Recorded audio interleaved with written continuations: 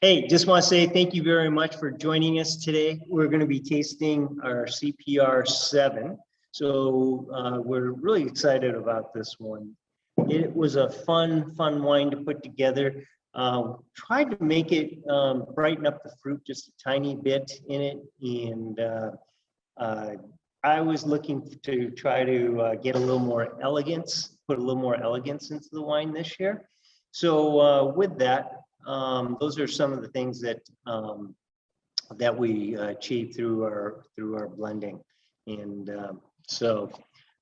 again, to just kind of go back and tell you what CPR is, besides me, Charles Phillip Reininger, and that's what CPR stands for. But this is our open range, no handcuffs label, if you will. So Reininger is defined by Walla Valley fruit. Helix is by Columbia Valley fruit. And wherever our imagination takes us and what we want to do, we don't limit ourselves anyway with the CPR label. So when we find extraordinary blocks of fruit that we really truly believe in and want to show off, we'll do a one-off single varietal bottling sometimes of that. But our main wine that we have under this label, our perennial wine, is our CPR red wine. And we don't refer to it by vintages, but by edition. So this is the 7th edition. And it's a Solera type, what I call bastardized Solera style. And what I mean by bastardized, well, Solera in Spanish means cellar. And so literally the tradition of a Solera wine is by, I don't know how much of the barrels you can see, but we do have a stack of barrels behind here. And Solera, what they'll do, they'll have the wine, say each row of the stack here represents a different vintage. So an oldest vintage would be on the very bottom of the stack here. So what they would do in a true Solera tradition, they would bottle, say maybe 20-25% of the wine in the Solera barrels, in other words, the ones on the very bottom in the basement. They would bottle that, and then, but it's important that the barrels remain full. Okay, so what they do, they'll take wine from the next barrel above it and move it down and top off the barrel below to fill that barrel back up. And then they'll do the same thing. They'll take the wine from the barrel above that one and then move it down to this one. So it creates a uniformity, some sort of consistency anyway. It's non-vintage wine, obviously, but it creates some kind of consistency. And what do I mean by bastardized? Well, look at me. What we do is, instead of doing it by the barrel tradition, our very first edition, we put all of it together. We put the blend together in one tank, and we married it in the tank. And then we bottled, I think that first year it was about 18% of the wine that was in that tank. We put it to bottle, and that was it. And then what we did, we came back the next year and replaced that 18% wine with another vintage and sometimes another grape varietal too. So when I talk about, just for point of information, when I talk about variety or varietal, there are differences. Grapes are referred to before it's fermented as a variety. Once it's fermented into wine, it becomes a varietal. So, because we're actually with the grapes referring to the plants, and plants are known by their variety. So just a little side note there. But the CPR has always been a super fun one to do. The very first edition was 5 different vintages and 5 different grapes. Now with this one, the 7th edition here, we actually have 15 different vintages in it, starting with 2005, going through 2019. So there's a little bit of that 2005 that's still in there. And there are 7 different vineyards represented in here and 8 different varietals, 8 different grape varietals in here. So, so there we go. So it's a fun wine because every year we get to shape it and determine kind of a new path, a new future for the wine. And what's really fun about it is that one, it kind of gives us this beautiful panorama anyway of the valleys that we work with, both the mostly Walla Walla Valley, but also some of the Columbia Valley, but also over time. But every year gives us an opportunity to shape and change its destiny a little bit. And so that's always a fun project for us, is to try to determine what we want to do with it. So anyway, yeah. How do you decide to make one edition more elegant, rather one being a little bit more robust from year to year? Sometimes it's just my attitude more than anything else, you know, when we're doing the blends. Some years we've seen it a little, maybe the Syrahs a little bit more than we want. And so what we're really trying to do, what I'm trying to do with it is I try not to let one varietal overwhelm another varietal. So a couple of years ago, I thought the Carmenere was expressing itself, being a little more dominant. So we tried to mellow that out and didn't use Carmenere the next year on it. But in this year, you know, I was just feeling a little bit more, oh gosh, you know, Sly and the Family Stone, you know, just kind of a little smooth, you know, real smooth attitude. And it's just really looking for a little more elegance in it. And I really believe that we achieved it. I don't know how many of you actually have the wine with you, but I'm going to go ahead and dive right on into this puppy. Oh, it looks like a few of my fruit fly friends did as well. So I think I'm going to start this one all over again. Note to self, don't do this right after harvest in the cellar. It's that time of year. We still have a few fruit flies going on in there. So, man, the nose to me just kind of also exudes that elegance that I see in it. You know, not too long ago, not long after we bottled it, cassis seemed to be dominating my thoughts when I first was trying this wine. But now it's actually a little bit more of a really wonderful, pronounced black cherry. I still get some of that cassis in there, and some black plum going on. And the wood tone, a little bit of the new oak that was on there is on there too, is toned down, is integrated a little bit more. So the exotic spiciness to it has tempered a little bit, I think, since I first tried it a little bit. So what this is all telling me that is just really becoming more refined, more integrated, and I'm expecting it to be very, very lovely and silky. So, man, and I know one thing too with these wood notes in here, that if Dorian was here, Dorian's our cellar master, he'd be saying, I get a little bit of anise. And you know what, there is just in the background, just a little hint of anise in there as well, which is like similar to licorice. And sometimes I get a little lavender, a little hint of floralness in this nose as well. So the color, man, I'm really enjoying the color on this.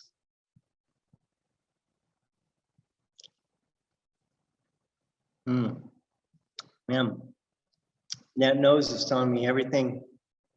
I should say that the palate is telling me everything that I thought I'd be getting from what the nose was saying to me.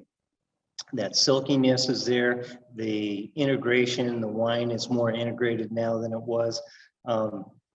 So much so that I would say when you open this, if you leave it open for a couple of hours before you have it, that would be perfect. But I would say this wine now is actually good to go. So if you wanted to enjoy this wine now, you certainly can. I'm pleasantly surprised that it is come around this quickly in the bottle. So after bottling, so we bottled this in July, and yeah, gosh, it's like I say, it's been a little while since I tasted it. Man. Chuck, how long does this wine sit in the barrel after we blended it before we bottle? Oh, months. So this guy, when did we finish blending this? Oh man, my memory isn't as good as it used to be, but I want to say that there's probably, probably about 8 months, 9 months anyway, that it was in barrel marrying together. So, but yeah. So does anybody have any thoughts, any thing that they'd like to contribute? I just like to say that it's just really silky mouthfeel to it, soft tannins. I think last year the tannin structure was in the 6th edition was a little bit bigger in this, and so I'm really pleased. I think we've accomplished what we set out to do, and just really making this a very elegant, refined wine. So, Chuck, we have a couple more how the wine is physically made before we open it up for people to kind of talk about comments. The chat is also going off, Chuck. Lots of people are drinking it. They love it. People are also drinking some other library wines. We do have someone having the first CPR tonight as well.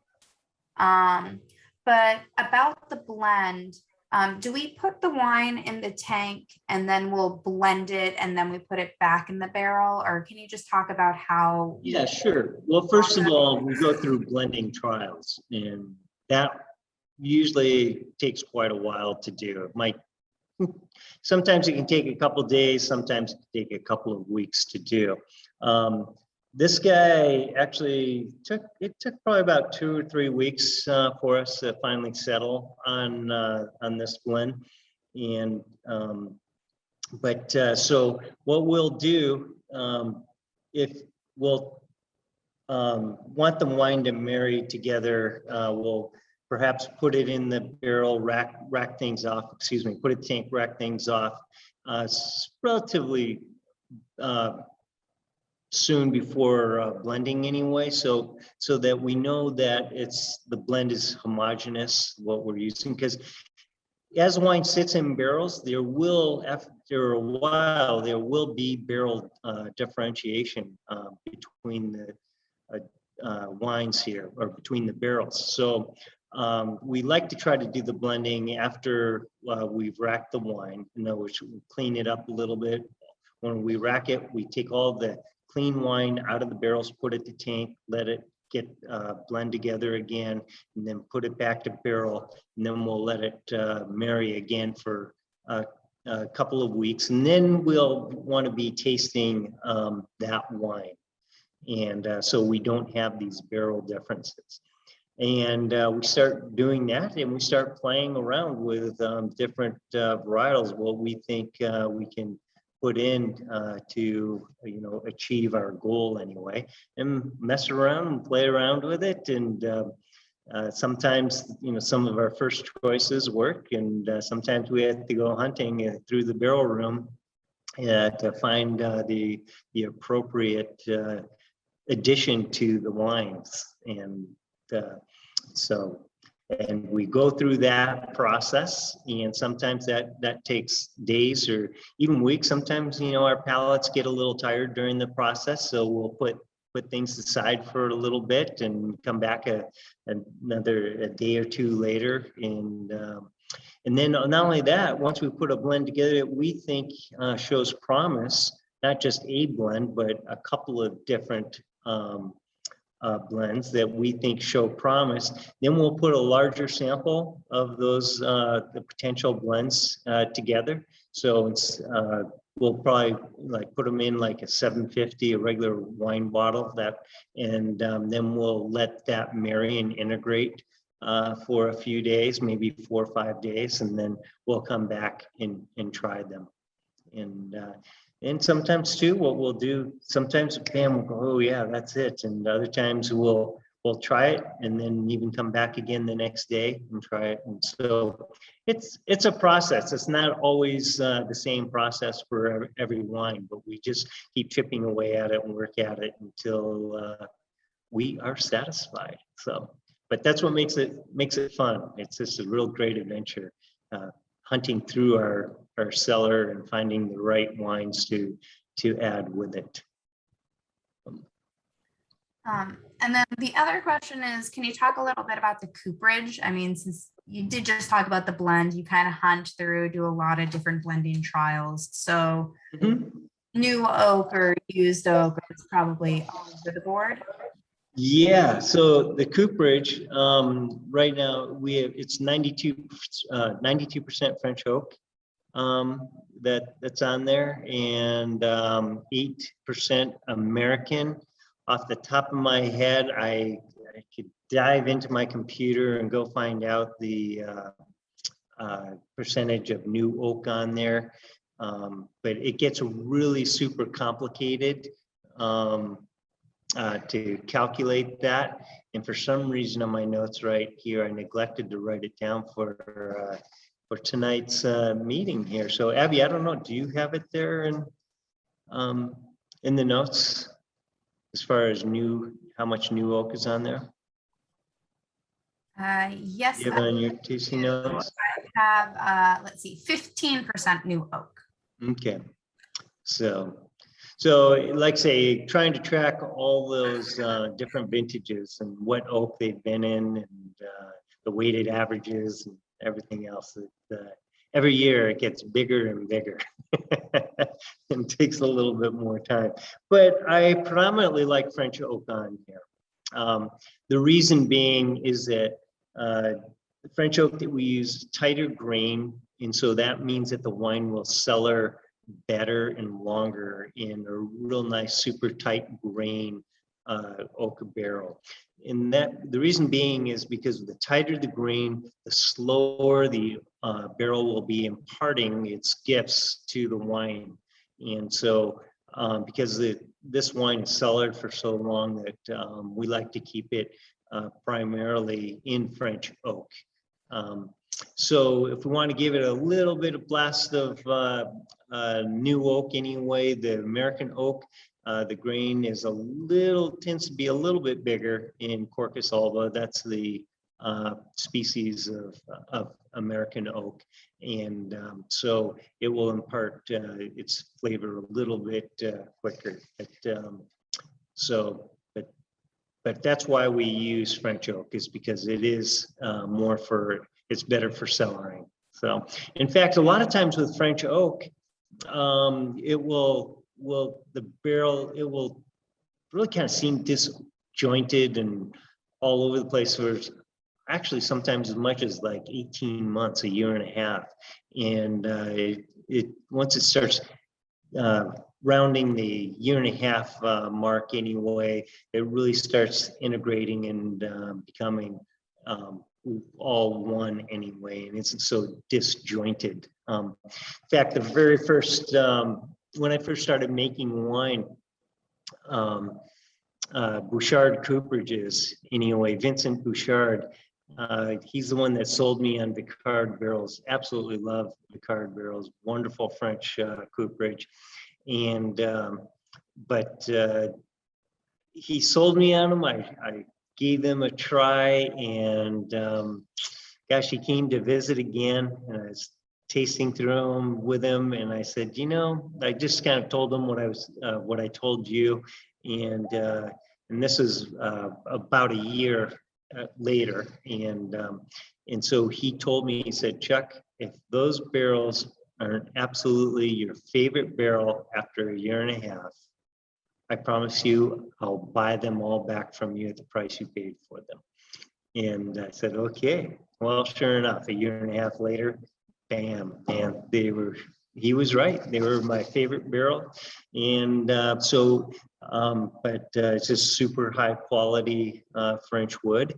And so it takes sometimes a long time for it to all get integrated properly into the wine.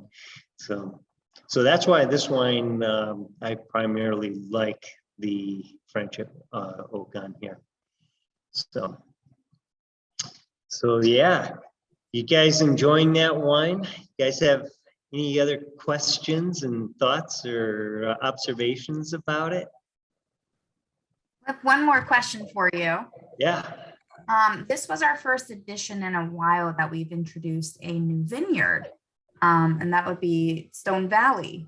I know it's only 7% Malbec, but can you talk about how that vineyard and that addition changes the whole construction of CPR?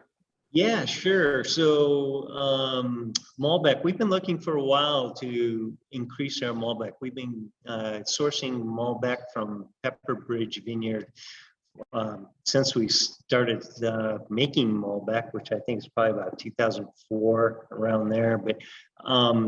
But unfortunately, we can't get any more fruit from that vineyard. We absolutely love it, but Malbec is something that we're finding that we need a bit more of. We've actually been short in the wine club some vintages, and so we're looking for several years. I've been looking for a really nice Malbec anyway that I think is worthy enough to add to our collection of vineyard blocks. And so Stone Valley is in the Rocks District, the new Rocks District AVA here, and it's actually on the flat ground, pretty much below Seven Hills. It's as the crow flies, it's probably only about a quarter mile from Seven Hills, but it's on the valley floor. And as the name implies, it's all cobblestone vineyard there. So, and hence the name Stone Valley. But we now source another acre of fruit from there, and we've been really pleased with it. And I think it marries and goes beautifully with our Pepper Bridge Merlot. Malbec.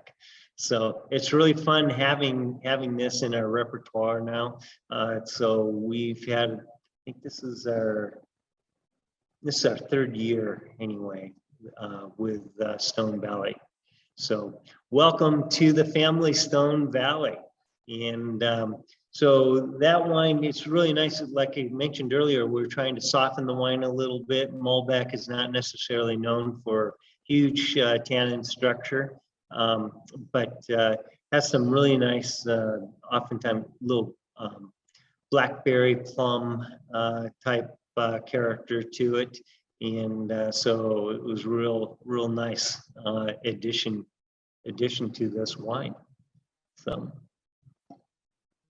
So that is Stone Valley. And yeah, if you get a chance to go down to that vineyard, or if you're back in town sometime, maybe we should do that for a wine club or CPR trip anyway. And it would be a good vineyard to go look at.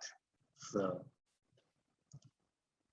yeah, but another thing, just thinking about this wine that I really like on it, it just has a real balanced acidity to it too. That acid really helps kind of carry the flavor, the fruit flavor through, and gives it a tiny nuance of brightness to it. And it gives it a tiny bit more vitality, I think, to the wine. But again, it's just, the whole thing is really, I think, elegant, and I'm I'm sure glad we did it. So this is cool. So that unless you have other comments or thoughts about it, I just like to say I'm so glad that we're doing this wine, that we put it into our regular CPR lineup of Reininger wines. Which is going to be fun is to see how long this wine, we can keep this wine going.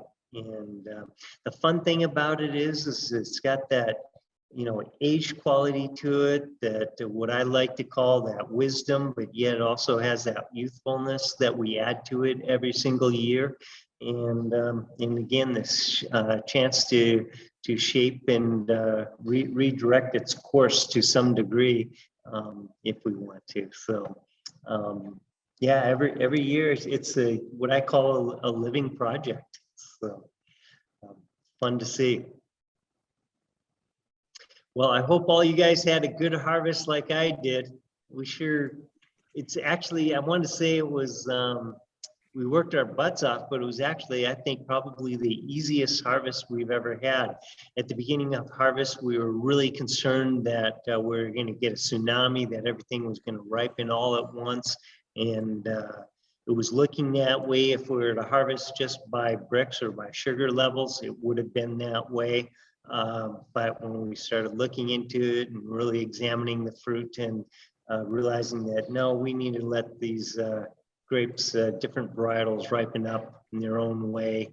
And so it ended up being really metered out. So we were never under high pressure here in the production this year, which is really nice.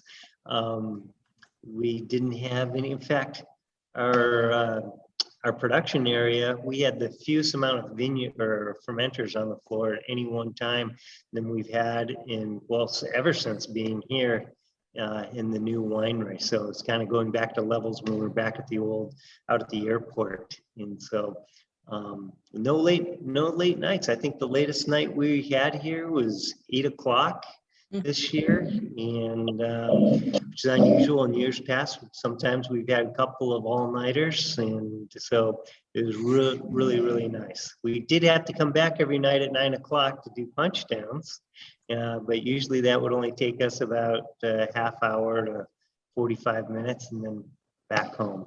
So but hey, I just want to say thank you so much to all of you, because you know, this last year has been quite the challenge, and your support and being CPR members, having CPR, I can't tell you what it means to us here at Reininger Winery, CPR, Helix Wines, that your devotion and to our wines, and we're just so glad that you like what we're doing, and you kept us afloat. And so it's challenging times, but thank you very much, and we appreciate you coming back for more. That's all we ask.